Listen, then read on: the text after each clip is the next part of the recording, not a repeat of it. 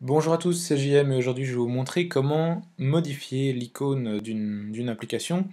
Comme je vous en avais parlé dans une autre vidéo pour faire un reset de son dock. Alors comme vous pouvez voir ici, j'ai l'application Evernote qui n'a pas l'icône originale. Pardon. Et je vais vous montrer comment faire pour modifier. Alors cette fois je vais modifier l'icône d'iTunes pour revenir à l'icône précédente. Alors, première chose à faire, on va sur Google Images et on va chercher l'icône précédente, donc ici je l'ai trouvé. Je vous mettrai un lien vers l'image dans la description de la vidéo, pour ceux que ça intéresse.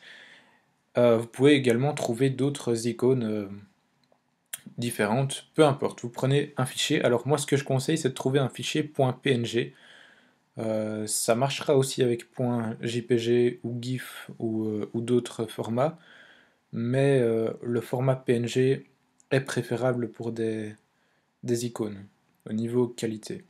Alors, on va enregistrer cette image. Moi, je l'ai enregistrée ici. Donc voilà, on a notre fichier. Alors, deuxième chose à faire, il faut vérifier que donc, vous la sélectionnez et vous l'ouvrez avec l'aperçu. Et vous vérifiez que le contour ici n'est pas blanc.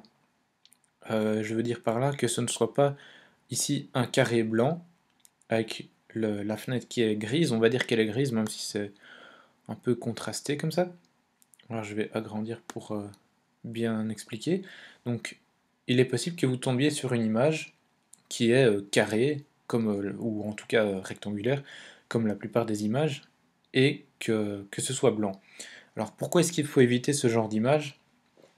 Parce que tout simplement c'est pas très beau. Vous aurez alors, au lieu d'avoir par exemple ici un beau rond, vous aurez un carré blanc avec le rond dedans. Franchement, c'est pas spécialement agréable. Donc ici, bah, vous voyez que je l'ai déjà. Alors on va dire que je l'avais pas, que j'ai un carré blanc, et je vais vous montrer comment supprimer ce carré blanc.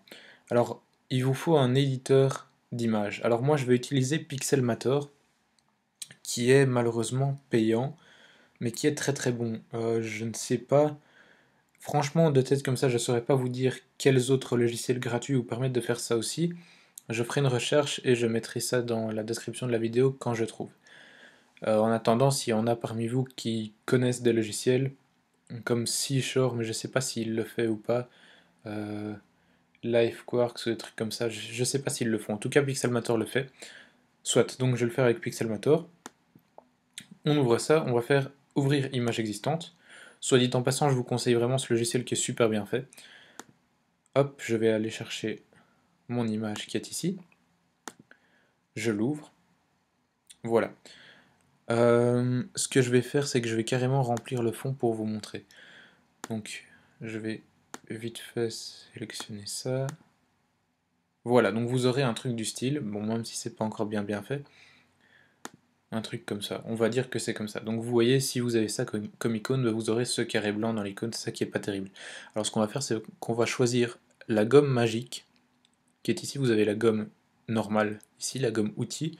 Si on va prendre la gomme magique, à quoi ça sert? Ça sert à supprimer d'un coup toutes les couleurs identiques à celles où vous avez cliqué.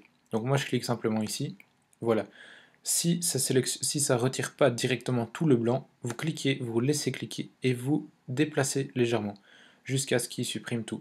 Donc je supprime ici également. Ensuite, vous faites fichier exporter.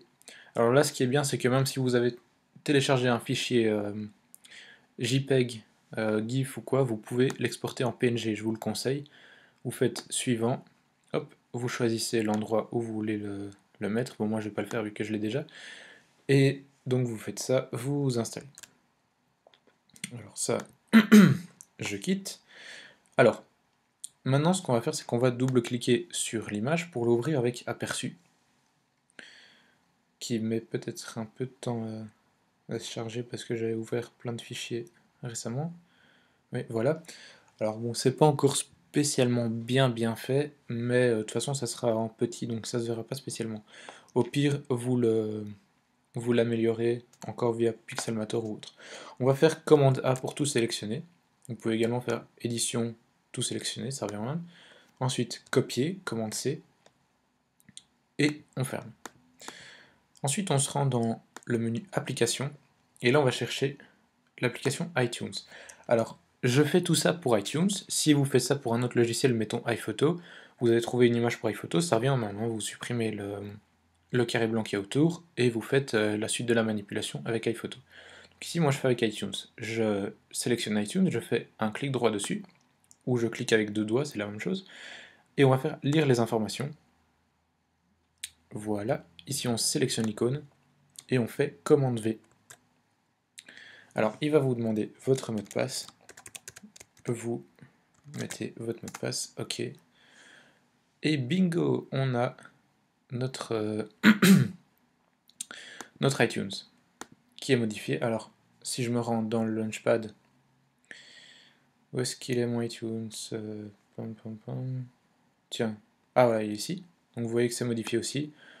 Dans le doc, bah, ce qu'on va faire, c'est...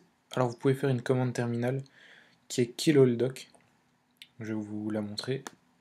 Pour ceux qui veulent, pour ceux qui aiment bien chipoter, pour ceux qui n'aiment pas, il vous suffit de prendre iTunes, le virer et puis le re-rajouter avec la nouvelle icône. Donc je vais vous montrer avec le doc, il vous suffit de taper ça, kill all doc, enter, et ça ne marche pas. Non, désolé, cette astuce fonctionne pas avec ce genre de manipulation. Bah, ce qu'on va faire alors bêtement, c'est qu'on va virer iTunes et on le remet. Et on a la nouvelle icône. Donc voilà. Donc vous pouvez prendre vraiment ce que vous voulez, vous pouvez prendre même des photos de vous, n'importe quoi, franchement, où vous faites plaisir. C'est votre Mac, vous en faites ce que vous voulez. Si vous voulez mettre un peu de suspense dans votre doc, vous pouvez prendre l'icône d'iPhoto, le mettre sur iTunes et inversement. Enfin, j'ai déjà vu de tout. Vous faites vraiment ce que vous voulez, mais vous pouvez ainsi trouver des packs d'icônes Mac sur Google. Et là, ça vous donne déjà un style, un petit thème en fait, puisque toutes vos icônes seront dans le même thème. Donc ça peut être franchement pas mal.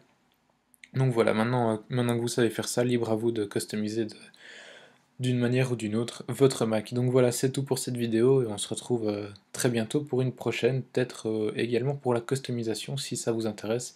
Sinon on retournera dans des trucs plus pratiques. Donc voilà, salut, on se retrouve bientôt.